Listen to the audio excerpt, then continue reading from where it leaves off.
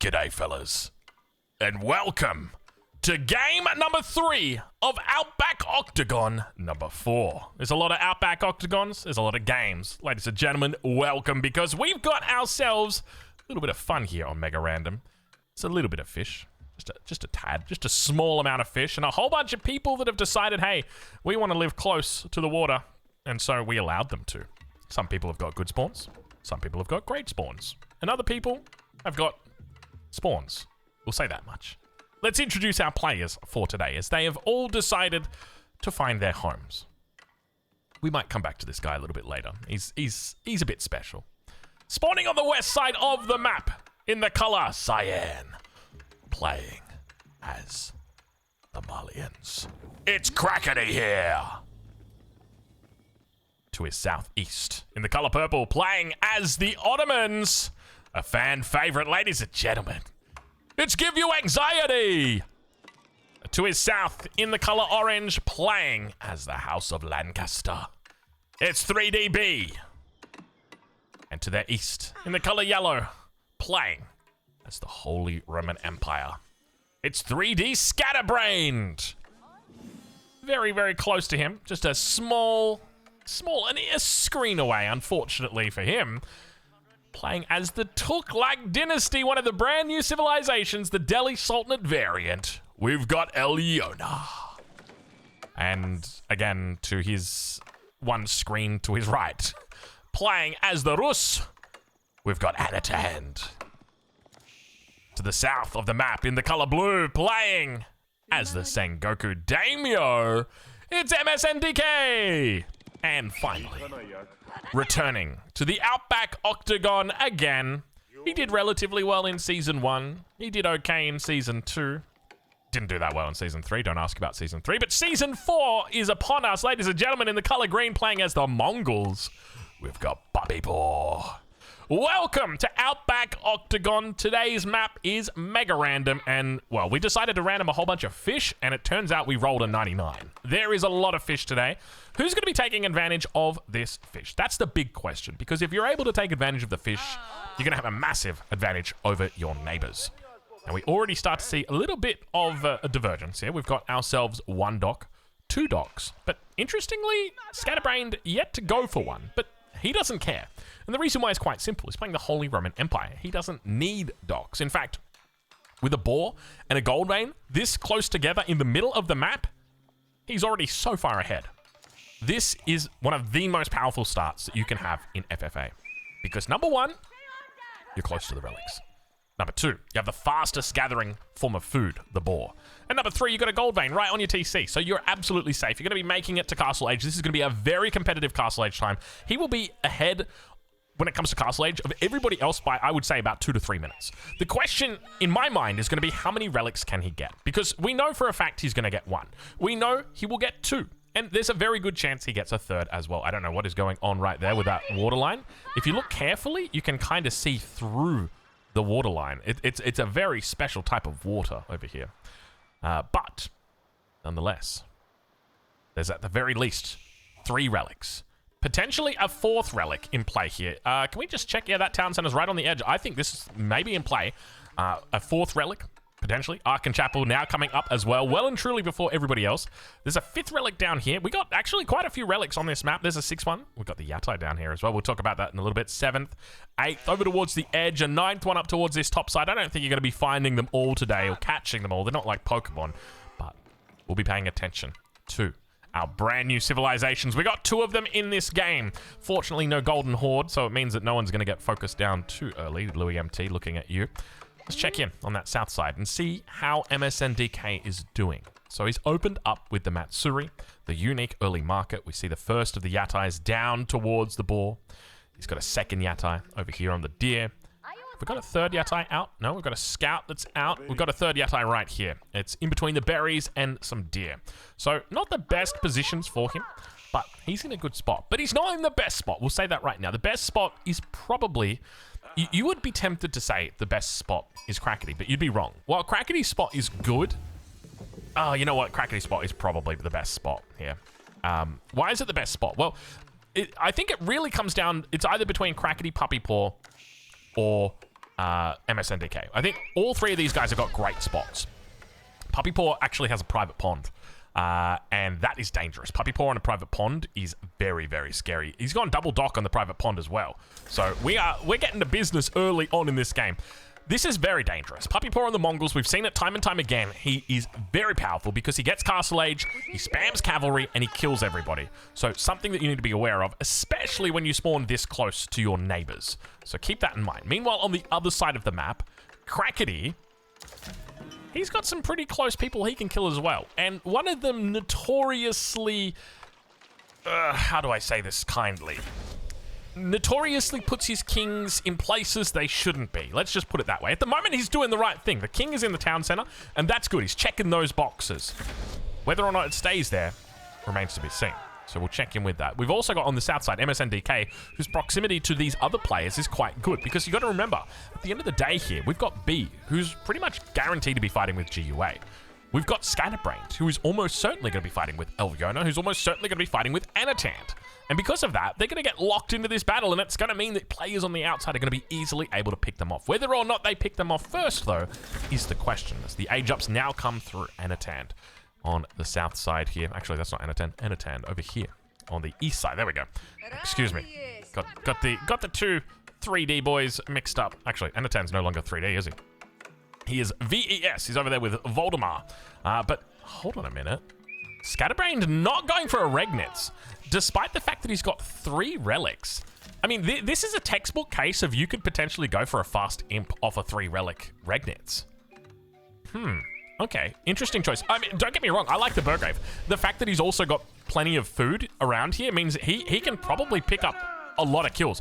The other thing to note is, like, the Regnitz can make sense if you don't have people that are really close to you, but you've got people that are very close to you. So kind of, just remember, at the end of the day, we're not really going for a win here either. We're just kind of looking to get points so that we can make sure that our position is going to be decent as we head into the later weeks. So I think that's what players are probably going to be looking to do here. Now, we do already have a bit of a battle happening out on water as we've got the transition coming through. Elvona in a tough spot here. He's on one of the brand new civilization, and he's already getting bullied early on. It's painful to see. It's painful to see. It's going to be coming in from multiple angles as well. Now, Scatterbrained, there's a good chance that he goes straight for Elvona as well. Elvona's got the ability to run over to the sea. That's another thing to note. And one of the worst things that you could do is go for someone and their king escapes. But now the men-at-arms are in queue. You can see he's got a lot of men-at-arms in queue as well. We'll check back over on that east side, see how Puppy Paw is doing as the feudal age has now come online for him. He's throwing down the early stable here as well. There's only the 4 villagers on gold, so no fast castle just yet. But we'll keep an eye out on him and see what the play is. Meanwhile, over on the west side, Kraken here, he's building. And you've got to remember, the Malians, you have to respect them a lot. When it comes to FFA, they have a huge potential to just explode in the castle age. And the way that Kraken is setting this up, absolutely. Absolutely. It looks like it could happen here. So keep an eye on him. Second TC also coming up in the south for MSNDK. At this stage... Oh! Scatterbrained going very aggressive, going for GUA instead. No one expected GUA to be targeted this early. Definitely not. No, Scatterbrained now just coming out here. He says, you know what? I don't need to worry about Elvona because Elvona's going to have his hands full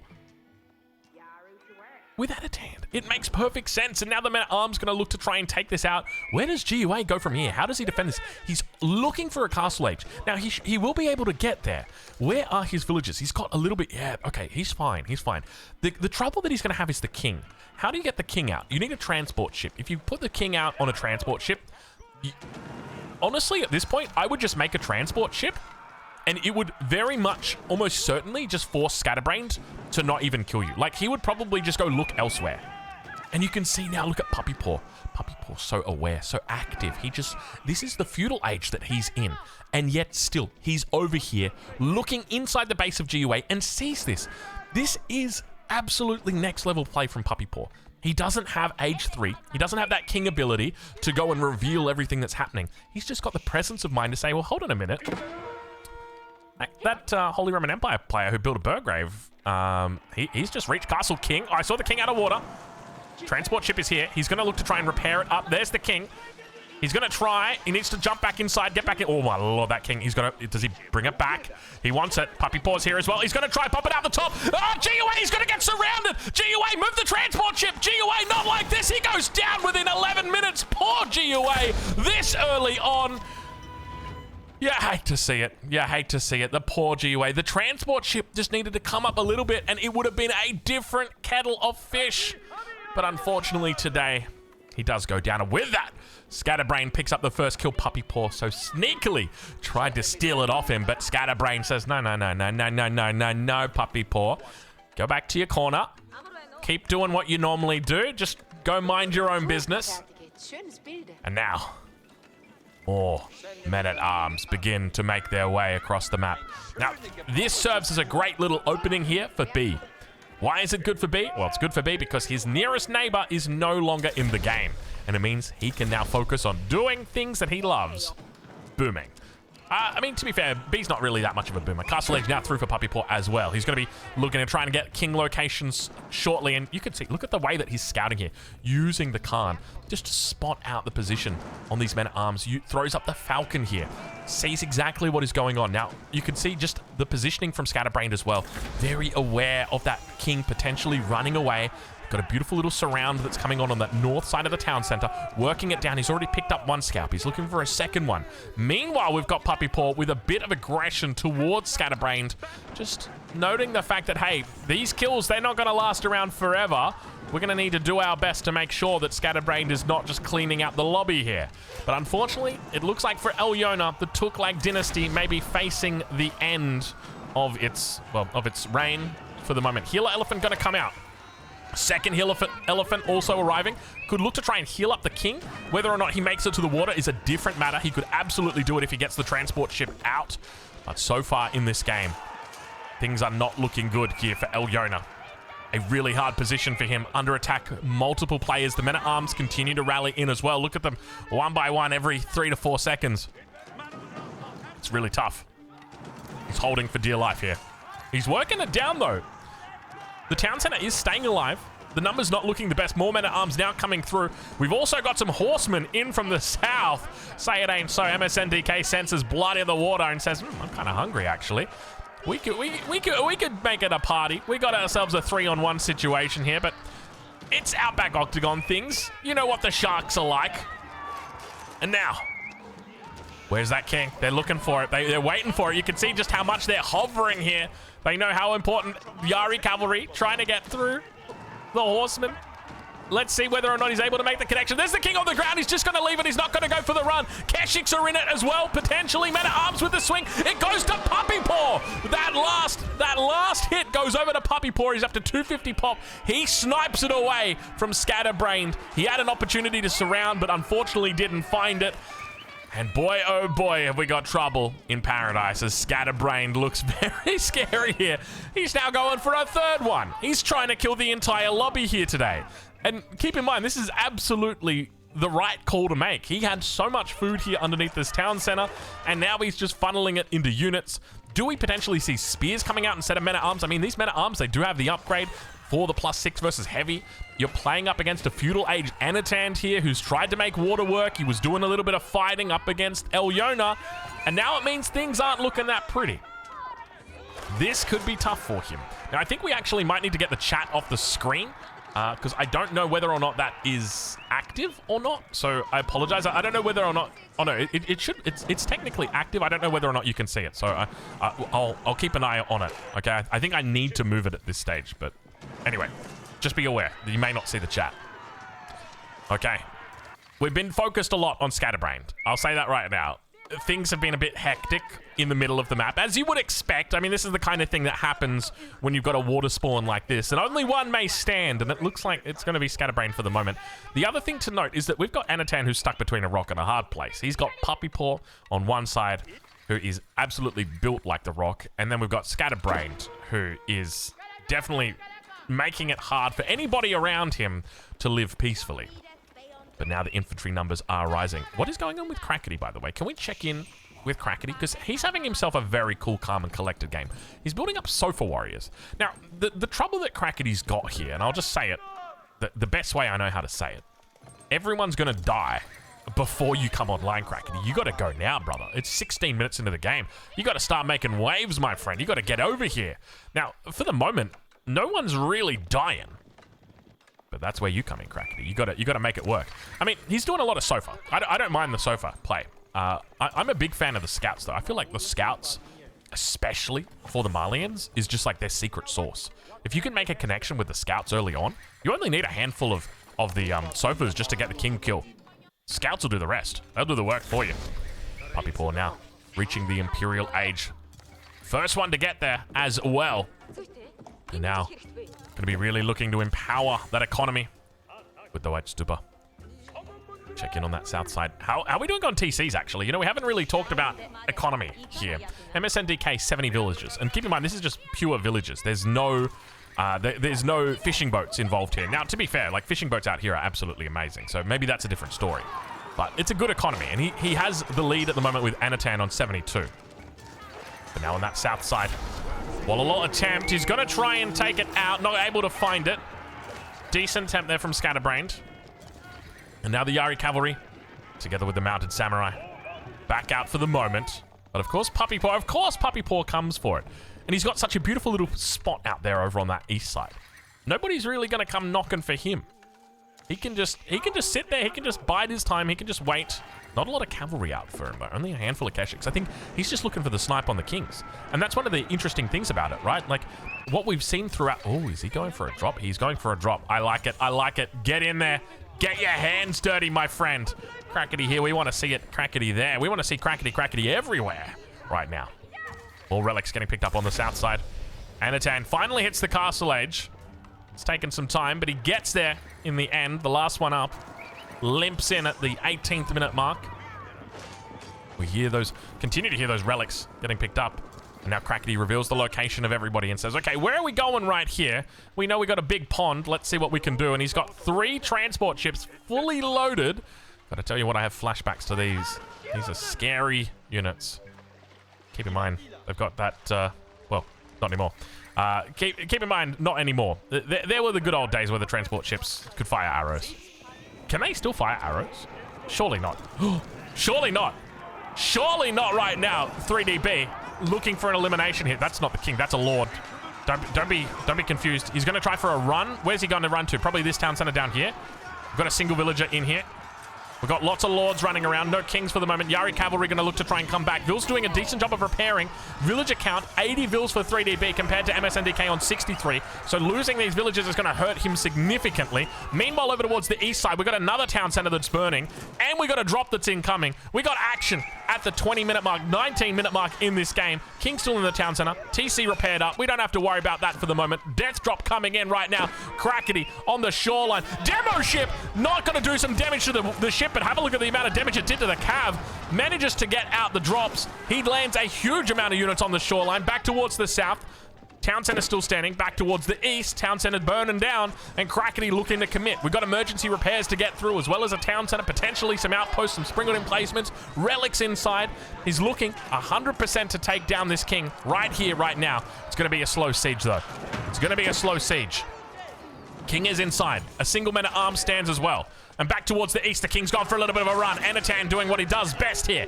And just getting his opponent to stretch the legs a little bit here. Wallalol attempt. Not going to happen. Not today. Town center going down. Emergency repairs comes through. King still trapped inside the wooden fortress for the moment. Back towards the south. Age up going to be online for Crackety very, very soon. I think he should have the numbers when it comes to this town center. Meanwhile, this wooden fortress is still just being repaired up. There's a villager somewhere that's doing it. He's going to be able to survive Anatan for the moment against Puppy Paw. The question's going to be, who's going to finish him off? And now this town center down to its last slitters of health. The king lives to see another day. Oh, it was so close. So close. Not a lot of health left on this bad boy. I don't think he's going to be able to run too much further. You can see the Vills trying to come in, get the repair off over on that east side. Town center's falling. 3 Vills inside. Meanwhile, towards the south, Yari Cavalry going to try and make it through. Whether or not he gets here in time, he's trying to buy it right now. Scatterbrained, he's looking for it as much as he can. Hold on. He's saying, hold on. MSNDK's calling to him. Allow me, sir, to help you. Relieve you of your king. as the units make their way through. The king's going to fall to the ground just a second too short, and that's it. Kraken, he picks up one and puts himself in a good spot towards the mid-game. Now he says, where's number 2? Where's number 2? Hey, where's your king at over here, Anatant? Unfortunately, looks like Kraken may be losing out those units. Oh, my lord, there's a bombard. Oh, there's a bombard. We need to get to a transport ship. We need to get to the transport ship. He can definitely do a runner. He's got militia. I don't know why he hasn't gone for it yet. I mean, the trouble that you've got are these Mangudai. They don't... Oh, he's popping it. You saw the pop right there and popped it up. He can absolutely do it if he wants to. Oh, he's getting focused down. He's got to go now. He's got to go now. Militia pop towards the backside. Working down that wooden fortress. Puppy Paw trying to get here. He's already on the board. Oh, the king barely makes it out. Those horse archers with their huge range. And now that king can go for the run if he wants to. The trouble is if he does it, he exposes himself. There's so many beautiful little locations on this map that just were never explored. Like, could you imagine if somebody spawned up here? How amazing it would have been for them. Unfortunately, not the case. Now, he is managing to work down this army. Anatant being a real thorn in the side of Puppy Paw. Puppy Paw just really begging him to roll over right now. Asking him, come on, please, please. Just let me kill you. Just let me kill you. It's gonna be fine. I'll let you control the horsemen.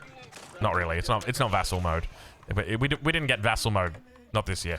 But yeah, it's definitely very much themed that way. We'll let you control the horsemen. Okay, well, he manages to hold on a little bit longer, Anatant. The question's going to be for how much longer, because people undoubtedly know he's a little bit weak, and that's always the trouble. Once there's blood in the water, the sharks will absolutely smell it. Speaking of blood in the water on the south side, MSNDK going to be looking for a neighbor, looking for a bit of revenge here, as the spears get caught out of position. Horsemen, rather Yari cavalry, and the mounted samurai to the other side finally get some return kills. Look at the villager kills. Look at the villager kills. B now down to 96 villagers. Spears finally make their way back through. He's just slaughtering everything. Down to 93 vills now. He's cleaned out a huge amount here on this double TC, but loses all of his cavalry for it, unfortunately. Meanwhile, the battering rams starting to work their magic. Where's the king? The king's out. He's down in the Castle of the Crow. Meanwhile, back towards this east side, we've got ourselves a king in a castle. Well, not really a castle. It's a Kremlin. I mean, the Kremlin, you could kind of call it a castle. But it's got a name. It's a special castle. It's a Kremlin. Let's check in with Kraken, see how he's doing. It's palisade walls along the edges here. 5 players remain in this game. Transport ship's going to get taken out. Single sacred site captured. Now, keep in mind, we do have 3 in play today. 1, 2. Oh, Lord. Oh, did he lose landmarks? No, he didn't lose landmarks. I think he's just surrendered. I think that's what's happened. So we'll make sure our admins have a little bit of a chat with him, and you know, we never like to see people surrender, just because one of the key components to FFA is tempo. This concept of tempo. Like, oh, a crash. Okay, apparently it was a crash. I've just got confirmation. It was a crash that's come through. Don't worry. We're not going to have a chat to him. If he crashed, that's absolutely fine. But obviously, I think his king is in play, so I would definitely say to B, like, hey, 100% go kill that king. Absolutely in play. You can definitely do it, but he's got other things to worry about right now. So to anybody wondering, okay, remake or anything like that, we're after the 20-minute mark, so we don't remake. That's what the handbook states. I'd have to double check the handbook, but I'm 99% sure that's how it is. But I guess that would go on to explain why, like, he had all of the units inside the base and he just let them to die. And it was a bit curious, like, yeah, he was killing villagers, but then all the spears came back and he just kind of sat there. So now that makes a bit more sense. So we're down to 4 players now. Keep in mind, this king still technically, we'll call it in play for the moment. 1 kill in favor of Kraken, 1 to Puppy Paw. Anatant, I don't think he's picked up any kills yet. But that doesn't mean he's not trying. Dude, Anatant? Actually trying to kill Puppy Paw? Not just trying to kill Puppy Paw, is he killing Puppy Paw? What's going on here? Hold on a minute. This is not how it's meant to go down. Is the water economy of Anatant just some... Oh, he's got the king out here as well. He managed to make the king into the transport ship. Now, keep in mind, transport ships aren't as fast as they normally are, just to stop abuse of people moving their king around. So the transport ship is very slow. If Kraken realized that the king was out here, he could send a couple demo ships and he would one-shot the... I think it one-shots maybe 2 shots. That is... it's a dangerous game you're playing right there. Especially so far off the shore. Like, if you were here, maybe I'd be like, yeah, that should be fine. I guess at the moment, he's mainly fearful of puppy paw, but we do need to be aware of that. We need to keep an eye on that. There is the potential that we could see a little bit of a snipe happening that way. I can't believe Anatan is pulling this back. Though, to be fair, he never really lost his economy. He's always had a good amount of villages. So, the reality is, like, he's always been in the game. It's just never looked like it's been very difficult for him to mount that defense, but he managed to pull it off. Okay, big numbers for B right here. Battering rams, plenty of siege. Stonewall's quickly trying to come up here. He's going to rush these bad boys up, but you can see just how long it takes. The spears should be able to handle it. More than enough here to power through it. And indeed, now we got a little bit of trouble in paradise here for Kraken. Now keep in mind, he does have units. Unfortunately, they're not going to be particularly effective in this game against all these spears. These spears are powerful. Back over towards the east side. You could just go landmarks here.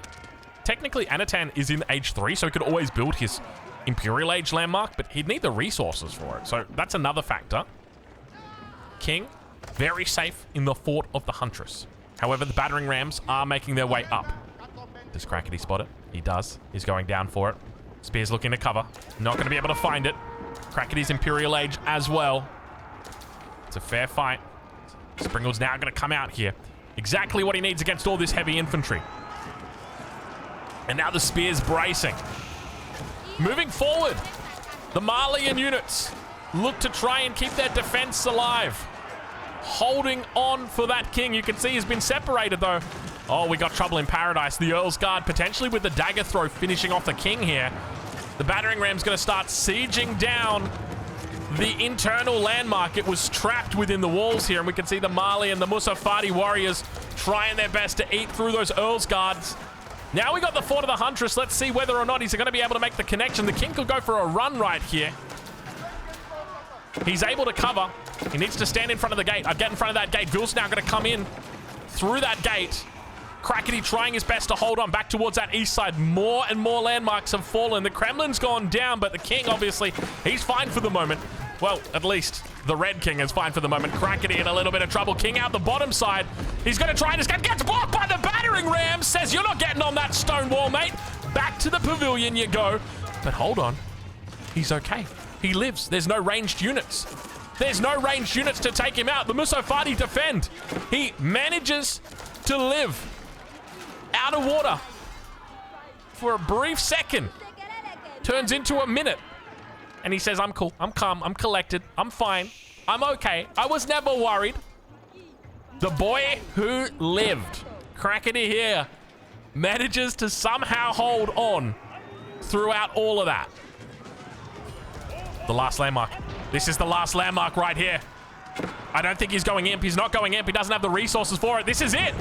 Anatan, he might not realize it right now, but he is about to be eliminated.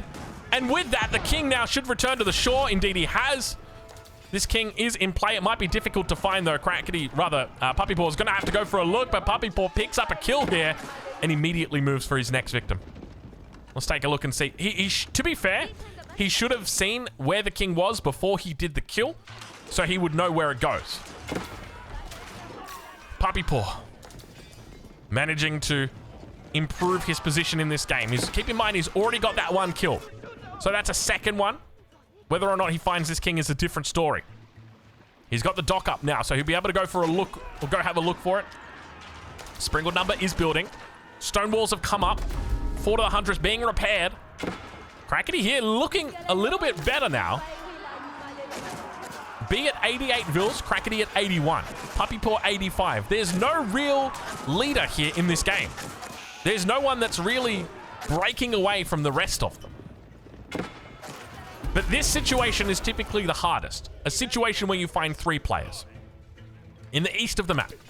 With 2 kills to his name. At the moment, only a single king kill. He's going to be looking for it, though. It's Puppy Paw, playing as the Mongols. In the south, in the orange, we've got B on the House of Lancaster. No kills to his name yet. And in the west, in cyan, playing as the Malians, we've got Krakeny here with a single kill to his name.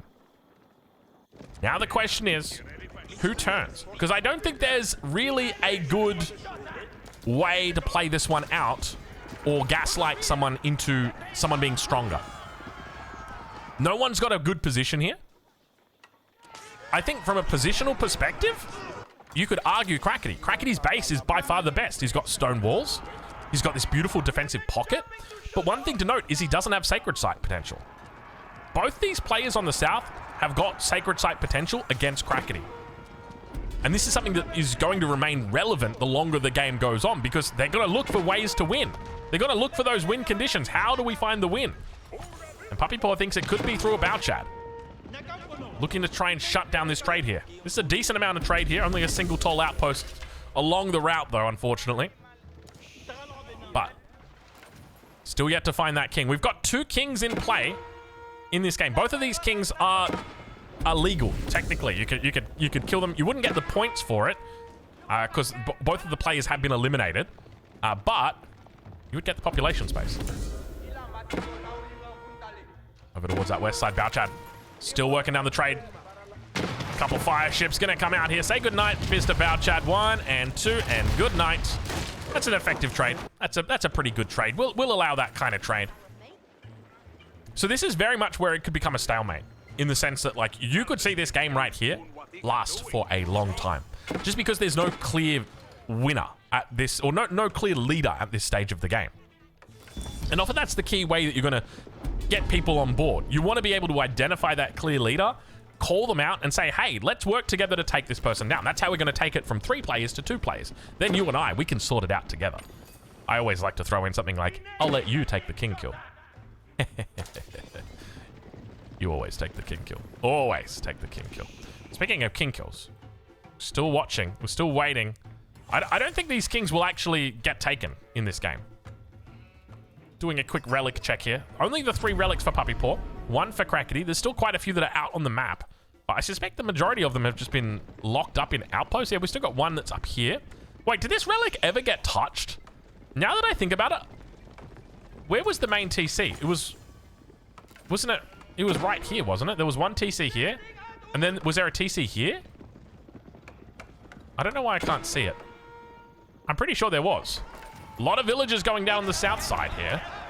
B not allowing any Krakenys in this position.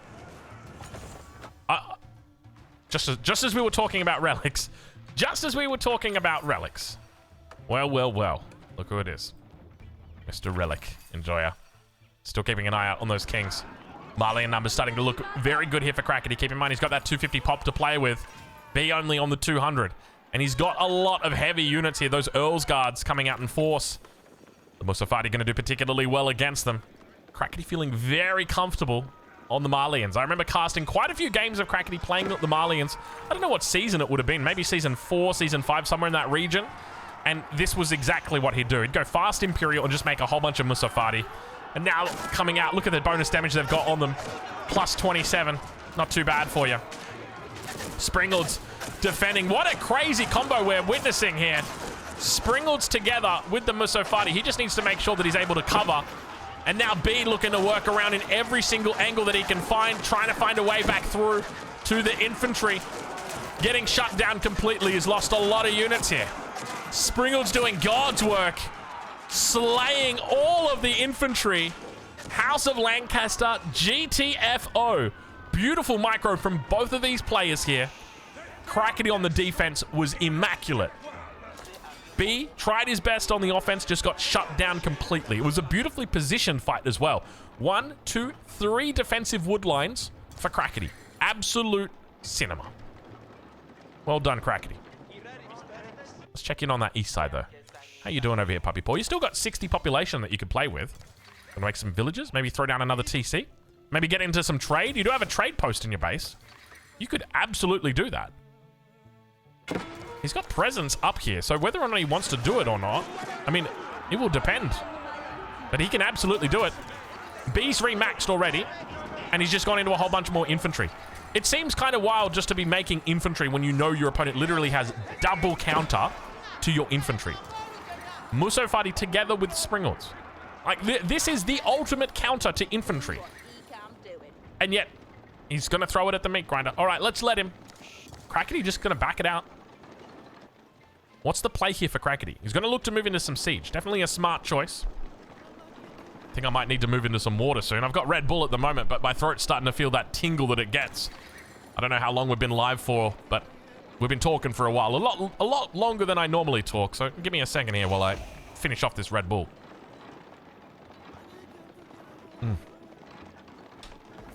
That's a good Red Bull. But I need water. My eyes are watering. I think it didn't go down the right way. Let's just put it that way. Whether or not this game is going to go down the right way, though, Puppy Paw, he just chills for the moment. He's minding his own business. He's really not going either way. I mean, as long as these two fight, the better it gets for Puppy Paw. That's the other thing to consider. They're spending their resources on this fight. The trouble is if it goes one way, then it's going to be bad for the Puppy Paw. Springald's teeing off. Not a lot of siege damage. He's found the king. He found the king up towards the north. No, it was Krakeny. Krakeny found the king towards the north. Oh, look how close the Keshiks were. Oh, they were barely inches. No way. Krakeny goes from 250 to 300 pop, but is that the straw that breaks the camel's back? Does Puppy Paw now point the finger at Krakeny and say, we got to get him. We got to work together to take him out. He managed to find the king on the shoreline with a war canoe. Literal inches away from Puppy Paw. I don't know what Puppy Paw was up to. Like, obviously he had the bow chad that was out, but he wasn't even thinking about the king. And I think he's fallen a little bit short there in that regard. Krakeny now with some big numbers. Infantry around the side. Yeoman popping off. Good coverage here. Scouts also going to be coming out. Beautiful positioning. Look at the enfilade by the Springalds on this line of spears. Meanwhile, around the back, the Earl Guard's going to try. Musofati going to intercept. Springalds all turn around and just eliminate them in the heartbeat. Absolute beautiful Springalds coming out from Krakeny right here. The Springald spam, it's looking like we're Season 1 all over again. It looks like Season 1 all over again, the way these Springalds are coming out. And what better way to see it as well on the Malians with these Musofati working well, working hard. Puppy Paw moving across the map.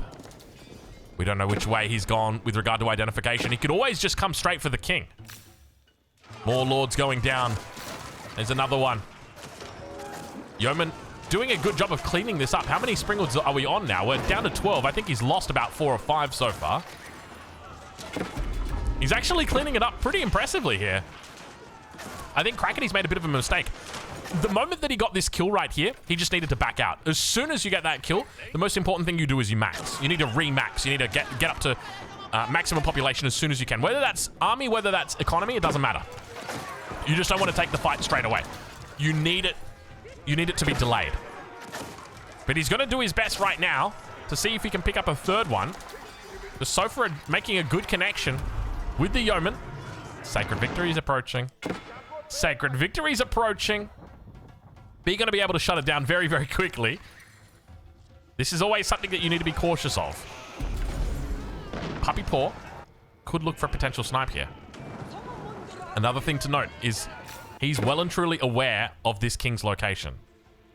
And the way that he's positioned right now, there are outposts towards the back of B. He's taken the sacred site, so he could be looking to maximize points here as well. He takes the sacred site, then looks for the kill on B, and then holds the sacred sites against Krakeny. And this is something that we were talking about earlier. The fact that Krakeny's position defensively is amazing. It is just, he's got his own little section of the map just to himself. A lot of natural defense. But positionally, not as effective. Not as effective when it comes to those sacred sites.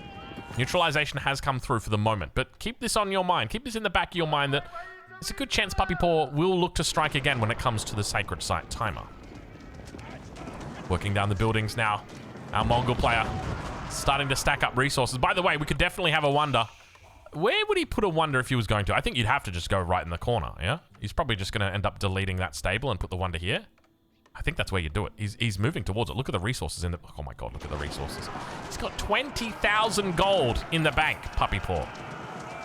He is a man with much wealth.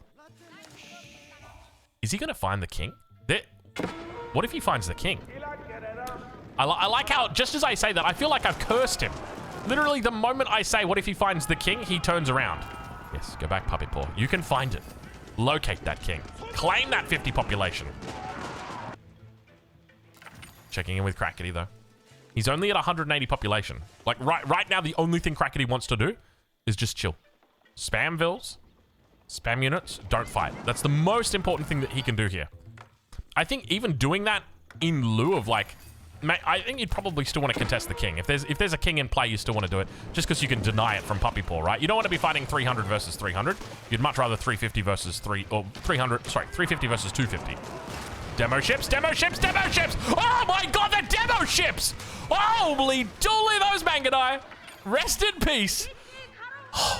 He thought he had it all, but now he's rolling in the deep. Oh boy, that was big. Wow. In the blink of an eye, Puppy Paw was eviscerated. That was a huge amount of Mangudai. That was like, what, 30, 40? That was a lot of Mangudai right there that just went down. Somebody clipped that. Somebody shipped that, because that's going to go in the nominations right there. That was sick. Well done for Krakeny for identifying that. At the same time, Puppy Paw, nice try. Unfortunately, they're just... I mean, there's a part of me that wants to say there weren't enough Mangudai, but I suspect you probably... It wouldn't have mattered how many Mangudai you had there. Those demo ships were doing it no matter what. Far out. They struck very quickly. We got a king. We got a king down here. Let's see if he finds... Oh, we got vills. He's caught villagers down here. Well, unfortunately, these Mangudai are going to be finding a little bit more success here today than the ones on the North Shore. There's plenty of vills down here. In fact, both of these players could potentially find this king here. He still sits... I agree. I agree completely with what you Keshiks was just saying. Was it the Keshiks? It had to be the Khan, right? He was somewhere. He spotted something. I love how the voice just echoes through, like it pierces through so clearly. Single coastal trading post here. What's the trade looking like? He's got 41s and 18s in here, so not all of them are doing the good trades. But the number's looking decent. He's got 37 traders that are out, and these are coastal traders. Keep that in mind. So he spotted the kings once again. I'd be very tempted to move this town center to the back. Resource-wise, he can't yet afford to go into that wonder. We check in with the king once again. Still alive for the moment. As I mentioned earlier, when it comes to these positions where you've got 3 players, it is by far the hardest. Because the 2 most important things are positioning and politics. How are you positioned in relation to the other 2 players? How are those other 2 players positioned in relation to you and each other? And then politics. How well can you convince them that they shouldn't attack you and that they should instead attack somebody else? That's really what it comes down to. As long as you can be able to fight a 2v1, very often you can work against that single player, no matter how big they are. 2 hands are often going to move faster than 1. I guess in that circumstance, it'd be 4 hands moving faster than 2. But you get the picture. You get the picture. Scouts now at the front of the base by Krakeny. Krakeny's maxed out as well. He's at 295 population. Exactly where he needs to be here. Pretty decent-sized army back in the base. Springle number's okay. He's at 10. Ideally, you want to see that number up a little bit higher. It was looking very impressive when he had like the 15, 20 Springles. They were doing work, man. Now we check back in with Puppy Paw and see how he's doing. Keep in mind, he's been torching a lot recently. Is he still out on the map torching? I don't think he's still torching. I think, yeah, majority of his forces are just chilling. Now, oh my god, we've got Hui Powers on the field. Yeah, I'm sensing a snipe. He could absolutely do it. Is he going to get through here undetected, though? I think he might. I think he's sieged down all of the outposts on the back here. So the best way for Puppy Paw to play this is bring everything up, like, right to here. Walk up to this gate. One-shot the gate. Because you need to get through here. You can't just focus down the Berkshire. You need to get through the gate. Just because you need to have units in here so that you can actually run. Mangudai coming through. Yeah, he's looking for it. Absolutely looking for it here. And this is where it comes down to positioning. Just unfortunate that B's in the middle. He's trapped in the middle here. Between these 2 players. Demo ship. Demo ship! Krakeny's demo ships! Jeez, oh no! He's done it again! Somebody stop this man! Krakeny wiping out 50 units from B. All of B's troops are up here trying to stop the trade. Krakeny's trading. They both care about it a lot. They care about it a little bit too much. Krakeny, stop it. They're already dead. You're killing him, Krakeny. You're killing him. That is insane. Why? He's got the upgrades. He's got the upgrades, but like, still, it feels like it feels like the good. Do you remember the good old days where the nuke ships would just, the demo ships were literally carrying nukes on them, like tactical nukes. You would hit the button and everything would die within like a screen radius. That is ridiculous. He's done that twice now. Does he have more on standby, just ready to go? Are they just sitting here waiting for the troops to come? We got ourselves a bit of a push coming through. Oh, no. Where's the king? Where's the king? Where's the king? Try and go find the king. He's gone for a run. Oh, he's gone for a run. Don't let Puppy Paw see. Do not let Puppy Paw see. Let's ride on board with Puppy Paw. Does Puppy Paw see? He's moving south. The king's escaped. He could just go for landmarks here if he wanted to. We got 1. We got 2. We got 3. We got 4. He's going landmarks. He's looking for the kill the old-fashioned way. And now Puppy Paw realizes, hold on a minute. I don't know whether or not he's popped the line of sight just yet, but I don't know whether or not it's going to matter. Infantry's back here. You can see it's been decimated by those, by those demo ships. They absolutely destroyed him. And now towards the south, the push looks to continue here for Puppy Paw. He reveals the location of the king. He sees the king returning back in. He knows if he takes this down, he can pick up a kill right here, right now. King is trying to make his way up towards these farms. He's just going to hold for the moment. If the Keshiks make it through, that could be it. He's holding for now. He wants to get back to the town centers. Where's the king? He's gone back again. He can't make his mind up. He's got to find a way through. But he knows how dangerous it is. Puppy Paw's looking everywhere for that king. Keep in mind, he sees it for a brief second and that's it. So he's got no idea where it currently is. And now Puppy Paw makes his way through and says, hey, this is my kill. Get away. First landmark is down. Second landmark's been taking a little bit of damage here. Kraken rallying in the troops. The wall trying to be repaired at the front. 48 minutes into this game. Oh my God, I shudder when I hear that sound. It's only a lord, don't worry. Oh, it's another lord, don't worry. God, that's a scary sound, isn't it? And now the king. Don't tell me he's doing a transport ship. Not like this. Not like this, 3DB. I think your transport ship's on the wrong side. I don't know whether or not it can come out. To be honest, I'd just be going for landmarks at this point. But the thing is, you don't want to kill the last landmark until you know where the king is. You have to know where the king is. He's doing a real runner right here. And now he spots out the king. He seeks the king down in this spot and says, okay, how do we get down there? We're going to have to burn down this stone wall, and then we'll try and get down here. Mules are down here as well to meet. He is... Is there a way out? There's a way out. Oh, I don't think that's a way out right there. I think that could be it. Kraken realizes, hold on, we can go landmarks. We can grab the points if we just take out the landmarks. We might not get the pop, but we'll get the points. And when it comes to the Octagon, that's what you want.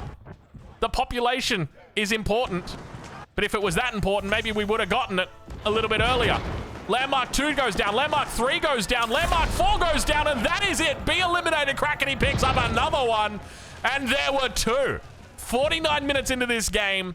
And we are left with 2 corner boys on the east side of the map in the color green with a huge bank. He can drop it right now if he wanted to. Drop it like it's hot, Puppy Paw. I'll let you. You can go for a sacred victory as well. You can do the 2-for-1. Why not? Just remember, we got that king somewhere down here. And the other thing to note, Puppy Paw knows the king is down here. Whether or not he's able to find it, it's a different story. But he knows the rough location of the king. He saw it down here. Kraken, I think, also saw it down here as well. He's moving. He wants that extra population. He's going to be able to spend these resources. You can see he's got 50 units in queue right now, ready to go. So I think for Puppy Paw... Oh, he's got trade. Puppy Paw's trading. Only 104. These are amateur numbers, Puppy Paw. You should be trading from here, my friend. Come on. Get it together, son. Defensive keep. Bit of interesting keep location. He's committing, though. And making it all the way to the back here. Now, keep in mind, we could have just done a transport ship to here. He did have it ready to go. Is he going to find it? Look how many troops he's brought. He wants it so bad. He wants it so bad. He's going to find it right now. Keshik's now making the connection. Puppy Paw's building a wonder. Takes the extra 50 population. Says thank you very much. Watch how quickly he's able to reinforce. He's at 256 at the moment. Watch how quickly that goes up to 300. 264. The reinforcements come very quickly. And look at the Wonder positioning. Bro doesn't even bother putting the Wonder in the corner of the map. He's that confident he's going to defend. Kraken found the last 50. Kraken found the last 50. He said, yeah, you might have got that one, but I get this one, baby. Can you believe it? Can you believe it? B was so close to finding this, and he didn't with his villagers. And then Puppy Paw was so close to hunting it. You got to think that these two are asking the question, or at least Puppy Paw was asking the question, where was it? Where was it? Where was it, you bastard? I was looking for that for so long. Kraken somehow finds it. Some way manages to locate it. I mean, to be fair, he's in this position, right? Like, we've got the keep that was coming up. He's building all of these production facilities down here. Like, he wants to contest this 100%. He's clearing it all out. It makes sense for him to be down here. By the way, this trade is starting to look a little bit scary. How many traders are we on here? 32 traders. Not a bad amount of trade, that is for sure. Trading down to the neutral trade post down here. Now, we could also look for a sacred victory. I don't think... Is there a world that you can hold both this sacred site and this one as the Mongols? Probably not. Any other civ, if you were in this position as any other civ, you would stonewall here, stonewall here, stonewall here, and there, and you would probably stonewall it like 6 times on each one of these tree lines. Maybe put a single keep down, maybe 2 keeps down, some boiling oil. I mean, this one's not going anywhere. And then all of your units would just be rallied here. I think that's how you'd play it. Maybe put a couple of outposts up for something pretty, but I don't think you can hold this as the Mongols. All right, Puppy Paw's Wonder is online. Kraken nowhere near being able to drop down that Wonder. Not enough gold, not enough stone. Plenty of wood in the bank, though. Now, there's still gold in the middle of the map. Have we got any traders online for Kraken yet? Yes, we do. We got the trade ships. I don't know how much work these are actually doing. I mean, he's got 32 of them out, though. That's the other thing to note. Like, that's a decent amount. I was going to say, could he put more outposts down along here? And we can see now he's got the toll outposts. That's really cool, the fact that they work there. I guess you could also put them here. Yeah, look, he's got them. He's got it coming up. I love it. Kraken really thinking about it, man. Kraken playing an impressive game here. 14 minutes remain on that Wonder. Puppy Paw just looking a little bit like an easy AI right now, the way he's keeping his army sitting on top of the Wonder. Just in case. Just in case. Troops behind the scenes as well. He's looking to get all of that torch damage here. Picks up even more resources every time he does this. Up to 40,000 gold, by the way. A lot of reinforcements coming in on this angle, so these could get picked up. Bombard's back here as well. It's just torching everything down, and Kraken... The Vills are here. So, in this position, what does Kraken need to do? Well, this is exactly what he needs to do. He needs to make production really close to the base of his opponent.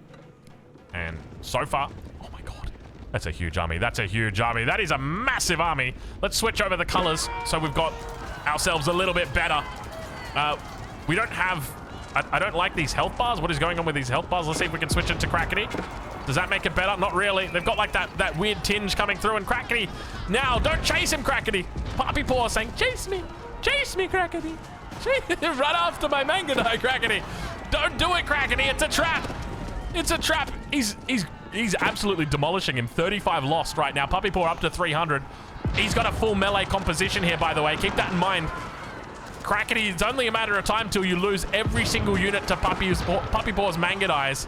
He's going to have to transition into something else. We start to see it's going to be the Musafati Gunners now coming out against the Mangadai. Definitely a smarter choice than this melee composition. And now more and more Mangadai look to join the fight. Horse Archers also coming out to assist from the Rus homeland. Plenty of units back here as well, looking to join the fray. Lots of siege. I love these little squadrons that he's got of different parts of siege. And look at the Mangadai just cleaning up. It has been such a beautifully microed game today. We've seen so much wonderful micro coming out from these players. The beautiful Kraken micro, the beautiful, the wonderful demo ships, and of course, the chasing of the Mangadai. More Mangadai now joining the cause. I think the trouble that Kraken's got is how does he kill the Mangadai, right? Like, he's in a good spot, except these Mangadai are scary AF, dude. Because you can't kill them, you can't catch them. They're so powerful as well. Like, the damage that they're doing right now, 16 damage is a lot of damage. More units down towards the south. We got ourselves an alien reproduction vehicle here. It's got no wheels, no apparent mode of transport. That's one for the alien fellas. I know they've been waiting for an update. Don't worry, you'll get your update soon. Sacred site silent in the south. Clean up now. Back here. I think is there a world where you transport drop? Maybe. Probably not though. How else? How does Krakeny win? I don't know if Krakeny can win this game actually. I don't think you can beat the Mangudai. The trouble that you've got is there's too much space for the Mangudai to run back. Like, he can run all the way back to his base. Because remember, he's on the defense here. He's not on the offense. And when you're on the defense, you run away. I don't think he can beat the Mangudai. A Puppy Paw just spams 100% Mangudai. And then just kites his opponent back to the base. Any Mangudai that die, he picks up reinforcements. And that's it. And now he's cleaning up the hand cannoneers. Krakeny down to 214. I think this is GG. I think this is GG. I don't think Krakeny can do it. It's just... It's not even... Is it a skill diff? I don't know if it's a skill diff. I think it might just be a civ diff. Like, how do you beat 110 Mangudai with what Krakeny's got? Oh, you go for a snipe. Oh, you go for a snipe. That's how you do it. You have to do like a drop into a snipe, or like somehow you need to find your way up here. You got 10 minutes left. He doesn't have the resources for it though. I think you need to do like a transport ship drop with scouts. So you go warrior scouts, you drop over here, and then you just run down. But there's mangonels. Oh my god, and there's cannon emplacements. 1, 2, 3, 4, 5, 6, 7. Oh my god, there's no way. There's no way. There's way too many cannon emplacements. There's at least 15. I don't think he can do it. Together with the mangoes and the 15 cannon emplacements, I don't think there's a way you get through that. Normally, Mongol has a really hard time in FFA just because your inability to defend makes it very difficult. But the fact he's got so much space to run and to kite with these Mangudais means it's a completely different ballgame. Because he can basically just run the entire length of the field and there's nothing you can do about it. Mango's going to try and do a bit of damage here. He's going to run past. Has he picked up the upgrade? Yeah, we've got the upgrade that's come through. So not terrible. 9 minutes to go. Krakeny at 250 population. And that's the other thing to note. Krakeny's population is below what Puppy Paw's is, despite him having a higher max. And this just all goes down to the composition, right? He had a whole bunch of melee units in his composition. Oh my god, the Mangudai. Not again. Not again. Cleaning up the trade ships here. And once again, the Mangudai. Just go for a bit of a walk. Just go for a little bit of a kite. Mango shots are good, though. Mango shots connect. Exactly what he needs in this situation. Okay. Oh, okay. All right. Krakeny found it. Krakeny, A move. 1A down mid, Krakeny. Everybody mid. Oh, he's got javelins. Okay, javelins can work. What's the range armor on a javelin? It's 8 ranged armor. I don't know, man. I feel like it's probably not going to work. Good luck to the man. Mangudai kind of strong. Puppy Paw just immediately replacing. Oh my god. 15 mangonels with 21 in queue. The man likes mangoes. What can I say? By the way, I literally just bought like 5 mangoes today. I wanted to compare them all. We got all of the different mangoes. We got like the Calypso. We got this one called like the R2D2 mango. I don't know what it's called, but it was amazing. We got a golden... I want to say like a golden Capricorn or something like that, maybe. Anyway, I got 5 different types of mangoes. Tried them all. Found the one that I like. Anyway, we're going to go back and we're going to buy like a full case of mangoes. A crate of mangoes. Okay, Krakeny. Now is the time. How many mangoes has he got? 8. 8 mangoes is good against this many Mangudai. The trouble is, you're looking at the Mangudai in a vacuum. What you're not seeing is that Puppy Paw has got 18 mangonels, mate. How do you get through the mangonels? Trade's been shut down completely, by the way. Look at the trade ships. How many trade ships are we talking now? I don't know how many we're talking. 22. He's lost a fair bit. But now back towards the front. Kraken needs to be careful. Vills have been brought forward. He's going all in. He says this is it right here, right now. We're going for a death push. The Mango's firing off. Puppy Paw off the top rope. Cannon's also helping out. Quickly Power looking to unload. Mangadai now towards the four. He's reinforcing. Still sitting at 300 pop. Krakeny down below 200. Mango's firing off, and it's a very quick defeat here as Krakeny here goes home with his tail between his legs, and the game is over. Puppy Paw is the victor of Game 3 in Outback Octagon number 4. What a game from the Puppy Paw. That was an impressive performance today. He missed out on a couple of opportunities, but in the end, he was able to find it. And we saw from the very beginning just how keen he was. Remember, early on, the fact he was looking with those Mongol falcons. He was spotting that out. In the feudal age, he was looking for those snipes. This guy is incredible when it comes to his activity. He's all over the place. Anyway, in the end, economy count, you can see pretty even up towards the end. Military count, as you would expect. These guys traded well, but I think it really just came down to a difference in composition. The Mangadai proved to be the most powerful by far. In the end, we'll leave it there. Hopefully you've enjoyed this casted game, this Outback Octagon caster game, and we'll catch you in the next one.